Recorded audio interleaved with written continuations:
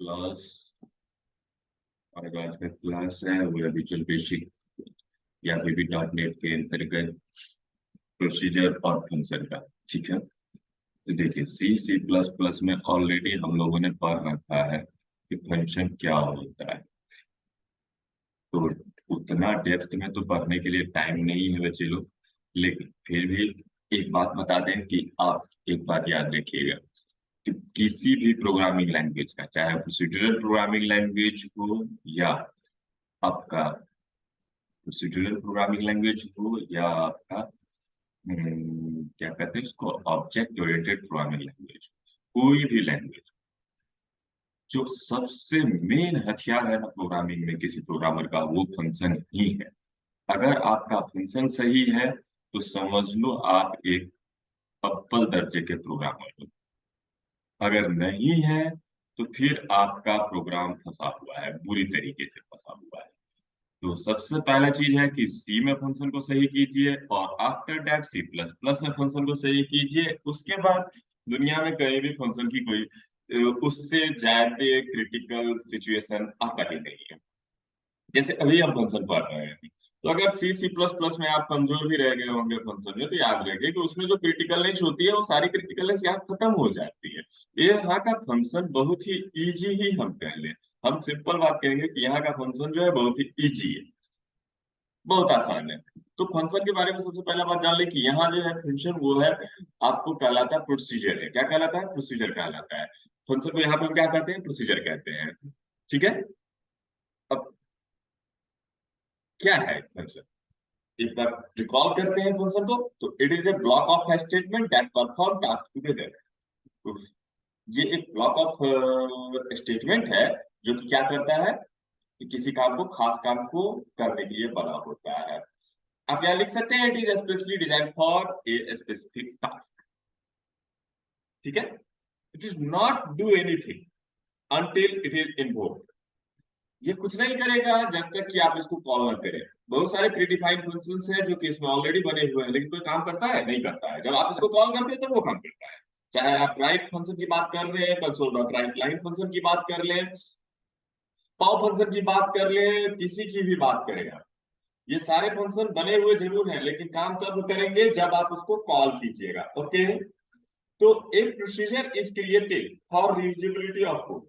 जो एक प्रोसीजर होता है या फंक्शन होता है, उसको हम क्यों क्रिएट करते हैं? इसको हम क्रिएट करते हैं रीयूजेबिलिटी ऑफ कोड के लिए। एक बार बना लो और कई बार आप इसको इस्तेमाल कर सकते हो। Once we declare a procedure then we may use it many time. एक बार अगर आप फंक्शन बना लेते हो तो आप इसको क्या कर सकते हो? मल्टीपल टाइम इस्तेमाल कर सकते हो। आप चाहो तो किसी दूसरे कंप्यूटर में कॉपी करके वहां पे भी यूज कर सकते हो। once declare, use many times. This is the biggest advantage of the function. Okay, a procedure is self-containing block of code. एक प्रोसीजर या फंक्शन जो होता है self containing block of code होता है। इस लाइन के कहने का मतलब होता है कि इसकी डिपेंडेंसी किसी और पर नहीं होती है। अब कहने का मतलब होता है डिपेंडेंसी क्या होता है सर? तो डिपेंडेंसी, एक बात बताओ, फॉर कहाँ लिखोगे, इफ एल्स कहाँ लिखोगे? तो फॉर और इफ एल्स को लिखने के किसी न किसी प्रोसीजर की जरूरत पड़ेगी, किसी न किसी फंक्शन ब्लॉक की जरूरत पड़ेगी। कि एक्चुअली किसी भी प्रोग्राम में जो एग्जीक्यूशन हो रहा होता है किसी न किसी फंक्शन का ही हो रहा होता है। तो function is executable block of code. अगर आपका प्रोग्राम प्रोसेस हो रहा होता है, एग्जीक्यूट हो रहा होता है, इसका मतलब कोई ना कोई फंक्शन ही एग्जीक्यूट कर रहा होता है। इसीलिए कहते हैं ये सेल्फ डिपेंडेंट है। इसलिए कहते हैं procedure is self containing block of code. ये कंप्लीट कंटेनिंग, दूसरे से इसकी डिपेंडेंसी नहीं होती है। Memory is created for the function block when it is started execution. जब फंक्शन को आप कॉल करते हो तो उसको काम करने के लिए जगह चाहिए, तो वो क्या करता है? मेमोरी क्रिएट करता है प्राइमरी मेमोरी में। Once execution is completed control is transfer to its caller. एक बार आपका जो है एग्जीक्यूशन खत्म हो जाता है तो जो कंट्रोल है उसके कॉलर के पास चला जाता है and memory block is release. Actually not release. रिलीजेशन का जो काम है, मेमोरी रिलीज और मेमोरी को डिलीट या मेमोरी को फ्री करने का काम, वो ऑपरेटिंग सिस्टम करता है। बस ये क्या कर देता है? रिलीज कर देता है उसको। ऑपरेटिंग सिस्टम बाद में उसको क्या करता है? डिलीट कर लेता है। Every variable declared inside the procedure is local for the block. We cannot access it outside the block.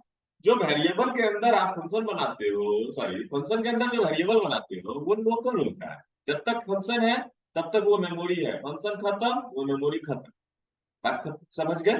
वैसे जायदे की जब मैं बात करूं, तो जब सी के फंक्शन की हम बात करेंगे तो सी के फंक्शन में मैंने आपको बहुत सारी चीजें लिखा रखी है। आप उस सारों को यहाँ पर इम्प्लीमेंट कर सकते हो, थोड़ा सा अपनी बुद्धि को लगाते हुए कि कहीं कुछ ऐसा तो नहीं जो इसमें सूट नहीं करेगा। लेकिन यकीन मानो, उसमें जितनी सारी चीजें हैं लगभग इसमें एज ए थ्योरी सूट करेंगे ही करेंगे। फिर भी हम उतना चीज तो यहाँ नहीं लिखेंगे, यहाँ हम छोटा करेंगे। और अब तुम मेरी बात को सुनो जो इस नोट्स में नहीं है। पहला चीज है कि फंक्शन क्यों बनाएंगे, तो फंक्शन बनाएंगे अपने प्रोग्राम को मॉड्यूल्स में बांटने के लिए। मॉड्यूल्स में क्यों बांटेंगे? ताकि हमारा डिबगिंग आसान हो जाए। ये आपके सी के नोट्स में मिलेगा आपको। डिबगिंग क्या हो जाए? आसान हो जाए। जैसे एरर अगर किसी खास कोड के किसी खास ब्लॉक में आता है, तो अगर आप मल्टीपल ब्लॉक बना कर रखे हो तो उसी ब्लॉक को आपको क्या करना पड़ेगा? रेक्टिफाई करना पड़ेगा। अगर पूरा कोड एक ही जगह रख दोगे तो खोजने में 10,000 लाइन का कोड है तो खोजने में परेशानी हो जाएगा। लेकिन अगर 10,000 लाइन के कोड को 100 लाइन के अलग अलग ब्लॉक में बांट दें तो मुझे पता होगा कि किस पर्टिकुलर ब्लॉक में एरर आया है और हम उसको क्या करेंगे, उस ब्लॉक में ही जाके एग्जैक्टली सही करेंगे। क्लियर? क्यों बनाते हैं? रीयूजेबिलिटी के लिए बनाते हैं। एक बार बना लो और कई बार यूज कर सकते हो, तो this is the biggest advantage of the function. ठीक है। अब बात आती है फंक्शन कितने टाइप के होते हैं, तो फंक्शन यहाँ भी दो टाइप के होते हैं, प्री डिफाइंड फंक्शन और user defined function. Pre defined function वो फंक्शन होता है जो पहले से बना हुआ फंक्शन है, that is called pre defined function. जो इस नोट्स में नहीं मिलेगा बच्चे, आप चाहो तो लिख सकते हो। पहले से बना हुआ फंक्शन प्री डिफाइंड फंक्शन। ठीक है। दूसरा फंक्शन जो आप यू लोग बनाओगे, that is called user defined function. A function that is created by the user, it is called user defined function. Okay. or user-defined procedure. In VB.NET, there are two types of procedure. First is called function and second is called sub-procedure or subroutine. Okay, where function and sub-procedure is almost same. The little difference between these are where function must be return a value. Where function must be return a value. Subroutine cannot return any value. Function is declared by the help of keyword function and subroutine or sub-procedure is created by the help of keyword sub. SUB देखते हो सब main लिखा हुआ रहता है, तो सब main यहाँ पे तो सब मेन होता है हमारा प्रोग्राम में, that is not a function, that is a सब रूटीन। ओके। तो ये दोनों बेसिक डिफरेंस है फंक्शन और सब रूटीन का। वॉइड फंक्शन तुम कह सकते हो, सब रूटीन को क्या कर सकते हो? वॉइड फंक्शन कह सकते हो। जैसे वॉइड मेन बनाते थे लोग सी सी प्लस प्लस में, तो वो फंक्शन कुछ भी रिटर्न नहीं करता था। अब बात करते हैं, जब आप फंक्शन बनाते हो तो फंक्शन बनाओगे तो कौन कौन सा सिंटैक्स क्या है फंक्शन को बनाने का। और दूसरी बात, फंक्शन को कहां बना सकते हो, तो फंक्शन को आप कहीं भी बना सकते हो except inside the function. Function के अंदर छोड़ करके प्रोग्राम के किसी भी हिस्से में फंक्शन को बनाया जा सकता है। It can be in separate header file that is called namespace, it can be in separate module और it can be inside our program. Okay. ये फंक्शन को आप इतने जगह पे बना सकते हो। फंक्शन को बनाओगे कैसे, तो फंक्शन को बनाने के लिए ये आपका जो है सिंटैक्स है, थोड़ा सा आप स्क्रीन को देखिए और सिंटैक्स को याद रखिएगा। मॉडिफायर्स, उसके बाद function keyword, function name, parameter list, return as, return type statement जो भी फंक्शन बनाओ उसके लिए, और रिटर्न, और लास्ट में एंड फंक्शन। ठीक है। ये आपका सिंटैक्स है।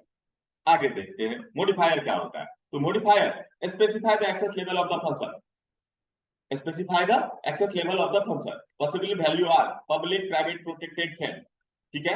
इसमें क्या सब हो सकता है? पब्लिक प्राइवेट प्रोटेक्टेड और फ्रेंड। इतना को अब यहां से हटा, इतनी सारी चीजें जितनी चाहिए यहां लिख दूंगा मैं, उतनी आपको बर्डन होगी। जैसे सी सी प्लस प्लस में था, एक्चुअली क्योंकि ये ऑब्जेक्ट ओरिएंटेड प्रोग्रामिंग लैंग्वेज है तो इसमें क्लास के अंदर भी हम क्या करेंगे, प्रोसीजर बनाएंगे, चाहे वो फंक्शन हो या सब रूटीन हो। तो कहां तक एक्सेसिबल होगा ये कौन बताता है? Access modifier. Okay. Public private protected और फ्रेंड। ठीक है। अगला आता है आपका फंक्शन नेम। तो फंक्शन नेम क्या होता है? It indicates the name of the function by which you can call a function, जिसकी मदद से हम क्या करते हैं, फंक्शन को कॉल करते हैं। अगला होता है फंक्शन के साथ पैरामीटर लिस्ट। तो what do you mean by parameter list? It is also known as argument list. तो what is the work of argument list? जो वैल्यू फंक्शन के द्वारा सेंड किया जाता था उसको कैच करने के लिए आर्गुमेंट लिस्ट वहां होता था। और फंक्शन नेम और आर्गुमेंट लिस्ट मिलके क्या बनाता है, क्या बनाता है, बनाता है फंक्शन सिग्नेचर। ओके,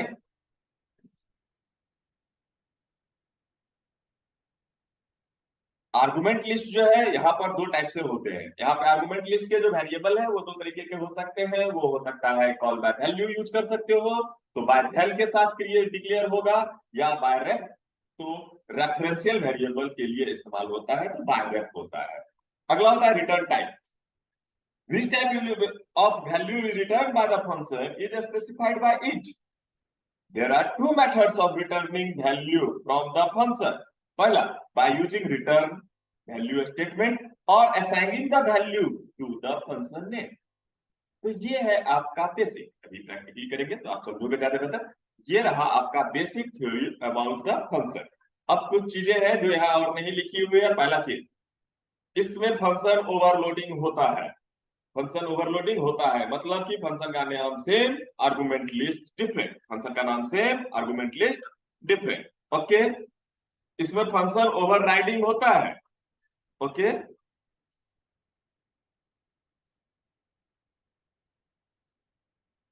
अब कहता है कि फंक्शन को कॉल करने के कितने तरीके होते हैं। हाँ, प्रोटोटाइप डिक्लेरेशन की इसकी कोई जरूरत नहीं होती है इसमें, इसलिए सब प्रोटोटाइप डिक्लेरेशन फंक्शन का नहीं होता है। फंक्शन को कॉल करने का इसमें दो तरीका है, कॉल बाय वैल्यू और call by reference. Call by value और कॉल बाय रेफरेंस। सी में था कॉल बाय वैल्यू और call by address. C plus plus में था call by value, call by address, call by reference. But यहाँ पर जो अवेलेबल है दो ही है, call by value and call by reference, क्योंकि पॉइंटर है नहीं तो कॉल बाय एड्रेस नहीं होता है। तो कॉल बाय वैल्यू तुमको याद होगा बच्चे लोग, नहीं है तो फिर से रिकॉल करो। कॉल बाय वैल्यू क्या करता था, तो कॉल बाय वैल्यू कहता था कि जब भैया आप फंक्शन को बनाओगे और कॉल बाय वैल्यू टेक्निक का इस्तेमाल करोगे तो फंक्शन में आप कुछ भी कर लो, उसका इम्पैक्ट एक्चुअल जो सेंडर होता है वेरिएबल उस पर नहीं पड़ेगा। कॉल बाय रेफरेंस क्या कर सकता है, तो ये क्या कर सकता है, कॉलर का वेरिएबल को भेजने के बजाय वेरिएबल का एड्रेस भेज देता है। तो अब क्या करोगे, जब एड्रेस भेजेगा तो वहां पर आप उसको एक्सेस कर सकते हो। जो भी मैनिपुलेशन करोगे वो एग्जैक्टली उसी वेरिएबल पे हो जाएगा जो वेरिएबल आपने सेंड किया है। इसमें क्या होगा, इसमें जो है फंक्शन जब क्रिएट करोगे तो नया वेरिएबल नहीं बनाएगा, बस उसी वेरिएबल का रेफरेंस कॉपी करेगा अपने में। लेकिन जब कॉल बाय वैल्यू यूज करोगे तो नया लोकल वेरिएबल बना करके सेंड किया हुआ वैल्यू को कॉपी करेगा। तो there are two techniques of calling function inside VB.NET. First is call by value, in which argument list is declared with by val keyword, and second is call by reference, in which argument list is declared with by ref keyword. Okay, by val और by ref। एक और चीज आप point बना करके लिख सकते हो, इसमें आपको यह भी टेंशन नहीं है कि आपका जो है वेरिएबल किस टाइप का होगा। एक्चुअली आप जो भी वैल्यू भेजो ये वहां पर वैसा ही हो जाएगा। हाँ, रिटर्न टाइप देना जरूरी है। रिटर्न टाइप अगर इंट बना दिए तो फंक्शन सिर्फ इंट ही रिटर्न कर पाएगा, अगर डबल बना दिए तो सिर्फ डबल ही रिटर्न कर पाएगा। लेकिन आप अगर चाहते हो कि भाई वैल का यूज करके आप चाहो फ्लोट भेजना, फ्लोट भी ले लेगा, आप इंटीजर भेजो इंटीजर भी ले लेगा, क्योंकि फंक्शन बनाते समय हम उसका डेटा टाइप बनाते ही नहीं है, वहां पे बाय वैल लिखते हैं और बाय रेफ लिखते हैं ओनली। ओके, तो चलो ये हो गया। अब छोटा सा हम अब भी फंक्शन बना करके तुमको दिखाते हैं, ध्यान से देखो। डॉट नेट खोलो, dot net dot net dot net dot net visual basic dot net अपन ने खोल लिया। इसको खोलने में जितना टाइम लगे, आप सी के सारे प्रोग्राम्स को फंक्शन को बनाओगे, क्योंकि याद रखो बच्चे लोग, अगर आपको फंक्शन आता है तो ही आपका जो है डॉट नेट संभलेगा, नहीं तो फंक्शन ये संभल जाए ये हो नहीं सकता। क्योंकि डॉट नेट में जो लोग जीयूआई प्रोग्रामिंग करेंगे वो कंप्लीट डिपेंडेंट है, कंप्लीट डिपेंडेंट है फंक्शन पर। बिना फंक्शन का कुछ होता ही नहीं है, बिना प्रोसीजर का कुछ होता ही नहीं है। मैं बार बार फंक्शन बोल रहा हूँ क्योंकि आप सभी भी जो है फंक्शन ही समझते हैं। बट यहाँ पे दो तरीके का प्रोसीजर होता है। देखो यहाँ पे ऑटोमेटिकली क्या लिखा हुआ आया है, सब में लिखा हुआ आया है ना। तो सब में इट्स नथिंग, इट्स अ सब प्रोसीजर जो कैसे बनता है, सब और सब। चल, अब हम फंक्शन बनाते हैं। जैसे कि हम एक फंक्शन बनाते हैं। हम क्या बनाते हैं, फंक्शन बनाते हैं। FUNCTION function. फंक्शन बना दिया माय नेम या show my name, show my name. Function बना रहे हो तो रिटर्न टैब मस्ट है, नहीं तो होगा ही नहीं। बूलियन कर देते हैं।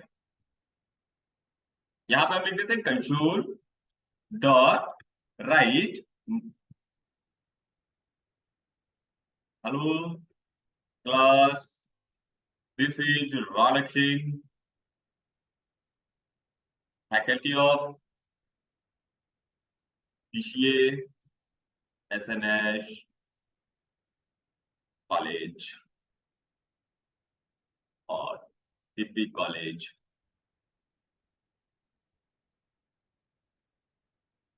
पूरा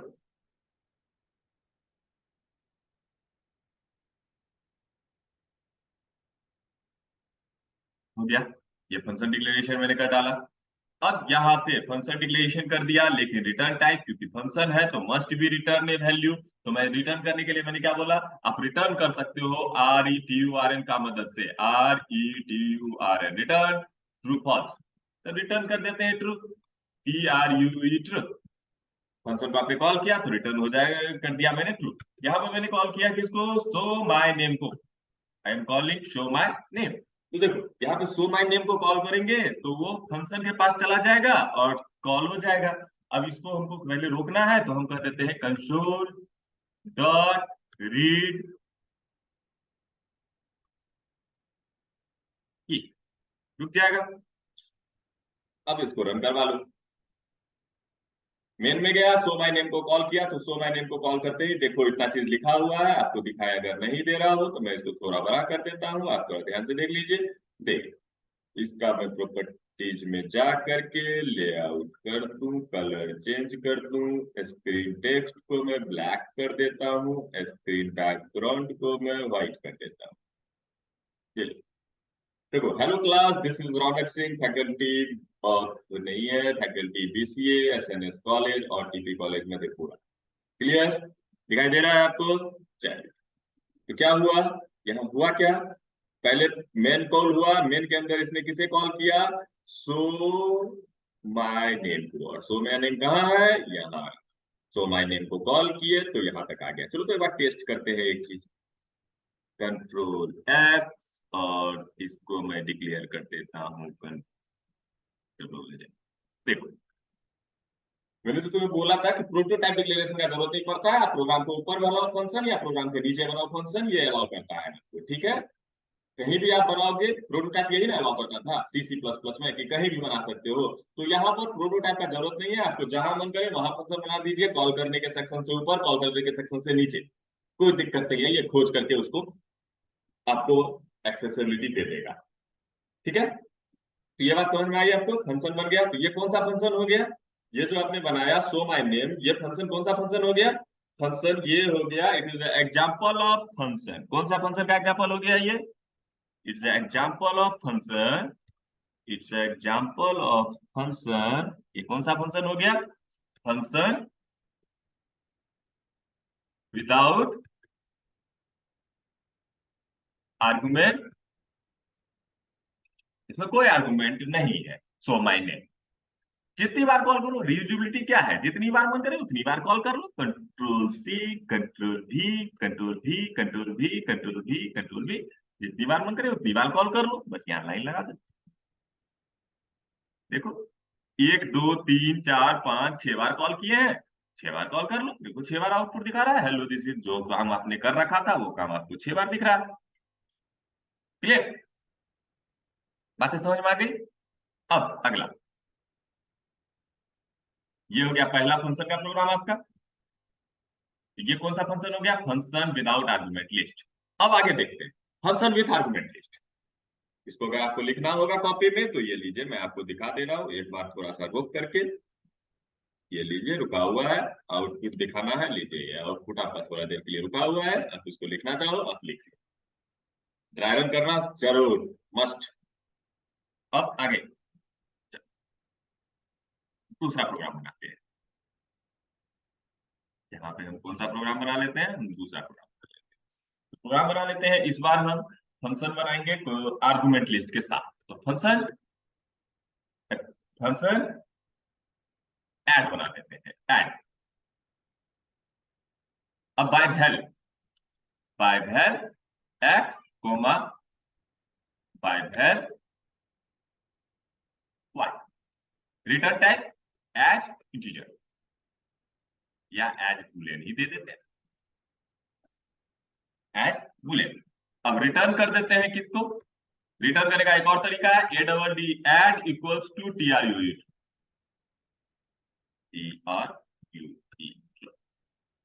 ये दूसरा तरीका है कॉल करने का। लेकिन बची बात, आपको जो है एक्स और वाई को दिखाना है, तो मैं एक्स और वाई को दिखाता हूं। कंसोल डॉट राइट, क्या दिखा दो, कंसोल डॉट राइट लाइन ही लगा देते हैं। कंसोल डॉट राइट लाइन, किसका वैल्यू, एक्स का वैल्यू और एम्परसेंड, एम्परसेंड यहाँ पे हमको क्या चाहिए, एम्परसेंड यहाँ पे हमको चाहिए plus symbol, ampersand plus symbol, ठीक है। उसके बाद हमको क्या चाहिए यहाँ पर, एम्परसेंड, यहाँ पर एक्स के बाद किसकी वैल्यू चाहिए, वाई की वैल्यू चाहिए, और उसके बाद एम्परसेंड किसकी वैल्यू चाहिए, इक्वल्स टू चाहिए, और उसके बाद हमको क्या चाहिए, एक्स प्लस वाई चाहिए, क्या चाहिए, एक्स प्लस वाई चाहिए।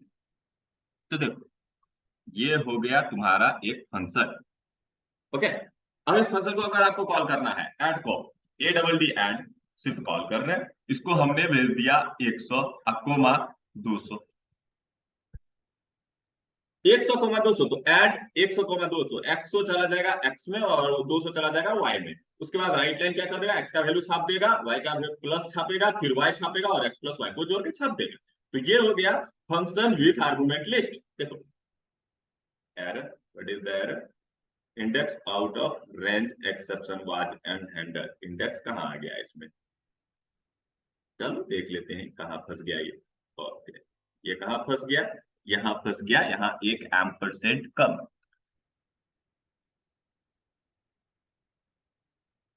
यहाँ एक एम्परसेंड कम है। देखो 100 जो 200 बराबर 300 दे दिया, 100 जोड़ 200 बराबर 300, तो बातें समझ में आ गई। तो ये क्या हो गया, फंक्शन, लिख लो इसको, function with argument list, function with argument list. अब फिर से रन करवा लो इसको, देखो 100 जोड़ 200 बराबर 300, ओके। रन करें इसको, हम प्रोग्राम बना लेना दूसरा और आउटपुट लगा लेना और ट्राई रन भी एक बार कर। अब तुमको एक चीज जो हम बता रहे थे नोट करने वाला, वो ये कि अभी आपने अगर इंटीजर भेजा, देखो अभी इसको तुमको हो गया कि इंटीजर है या नहीं, तो पहले हम एक काम कर देते हैं, A comma B as integer, I N T E D E R, integer. A बराबर 100 और बी बराबर 200, ठीक है। यहां से हम भेज रहे हैं ए को और यहां से हम भेज रहे हैं बी को, ये भी सेम वही बात है, 100 200, लेकिन अब वेरिएबल बना के भेजे। देखो आउटपुट अभी भी वही है, 100 जोड़ 200 बराबर 300, ओके। अब देखो इसको मैं कर देता हूं डबल, इसको मैं क्या कर देता हूं, डबल कर दिया। अब इसमें तो हम पॉइंट वाला भी वैल्यू रख सकते हैं, इसमें हमने रख दिया 45 को और इसमें हमने रख दिया 767।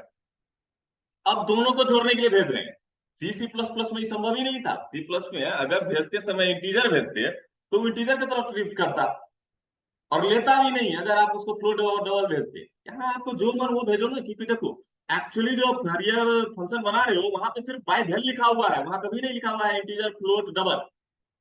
तो ध्यान से इसको देखो, यहाँ फंक्शन बनाते समय में ये नहीं बताया जाता है आर्गुमेंट लिस्ट को कि भैया आप क्या हो गए, यहाँ बस आर्गुमेंट लिस्ट में क्या होता है, एक सीक्वेंस होता है।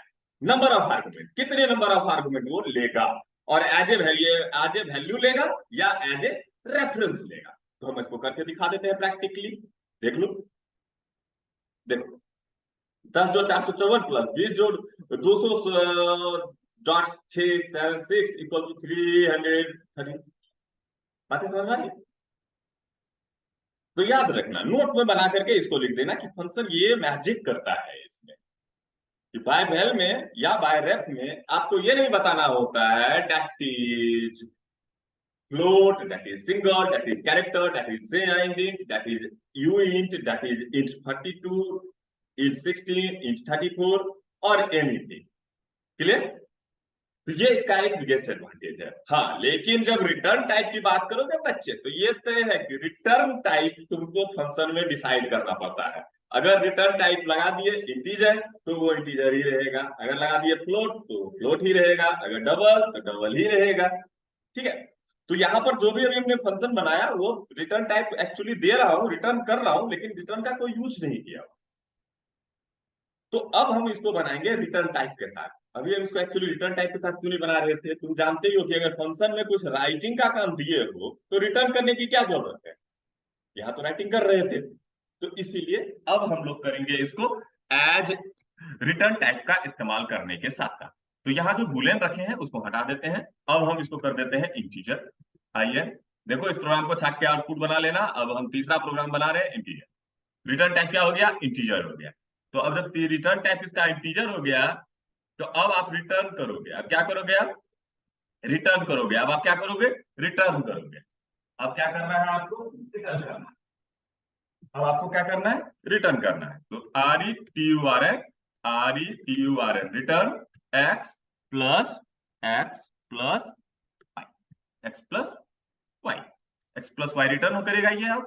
अब जो है रिटर्न टैग का इस्तेमाल क्यों करते थे? ताकि फर्दर इस्तेमाल करने के लिए हमको अगर जरूरत हो तो ए बी सी। अब मैं कहता हूं कि ए बराबर 10, बी बराबर 90, बी बराबर 90 एंड सी बराबर रिटर्न टाइप है, तो इसलिए इस बार जो कॉल करेंगे तो एंड को जो इस बार कॉल करेंगे, ए भेजेंगे और बी भेजेंगे, तो इसको क्या करना पड़ेगा हमको? वैल्यू लाया है, प्रिंटिंग का काम इसने नहीं किया है। तो प्रिंटिंग अब तुम खुद करो, तो यहां कर लेते हैं कंसोल डॉट राइट। क्या छापो? पहले ए का वैल्यू, उसके बाद प्लस ए का value, ampersand plus symbol, ampersand double quote equals to not a का वैल्यू, बी का value, ampersand equals to sign double quote ampersand किसकी वैल्यू? सी की वैल्यू। तो ये रहा आपका प्रोग्राम जो रिटर्न टैग की मदद से हम लोग बना सकते हैं। तो सी इक्वल्स टू एड को कॉल किया और कॉल करने के बाद इसने क्या रिटर्न किया? एक्स प्लस वाई वैल्यू, मतलब जो भी तुम भेजोगे उसको रिटर्न कर देगा यहाँ। लेकिन अब याद रखना, अब ये इंटीजर ही रिटर्न करेगा। अब तुम कहोगे कि फ्लोट का हमको रिजल्ट चाहिए, तो नहीं मिलेगा, संभव ही नहीं है। 10 जोड़ 90 बराबर 100। ओके, 10 जोड़ 90 बराबर 100। अगर इसी जगह पे आप इसको कर लो 190, देखो 109 जोड़ 90 बराबर जोड़ करके दे दिया आपको, तो ये रिटर्न टाइप का वैल्यू हो रहा है। ये क्या कर दिया? इसको फंक्शन को रिटर्न। इसी चीज को एक बार और आप बना लेना, सेम प्रोग्राम का आउटपुट बना लिए, एक बार और बना लेना इसको, कि रिटर्न करने का दूसरा तरीका क्या है? आप इसको इनिशियलाइज कर दीजिए एट इक्वल्स टू, जो फंक्शन का नाम है उसमें इक्वल्स टू से असाइन कर दीजिए, वो भी फंक्शन को रिटर्न करने का तरीका है। 109 जोड़ 90 बराबर 199, same thing. It's all about your function. अभी ये सारे फंक्शंस हो गए। अभी फंक्शन के बाद हम तुमको कल बताएंगे सब प्रोसीजर बना देते हैं। ठीक है, अभी इसकी करीब करीब 5 क्लासेस चलेगी, तो आप बस सी का नोट्स निकाल लो और सारा प्रोग्राम को जो है बनाना चालू कर दो फंक्शन वाला। ठीक है, मिलते हैं नेक्स्ट क्लास में। कम से कम 5 फंक्शन की क्लास तो होगी कम से कम। तो सबसे इंपॉर्टेंट चीज अगर प्रोग्राम में कुछ है तो फंक्शन ही है। कोई क्वेश्चन हो तो मेरे को सेंड कर देना।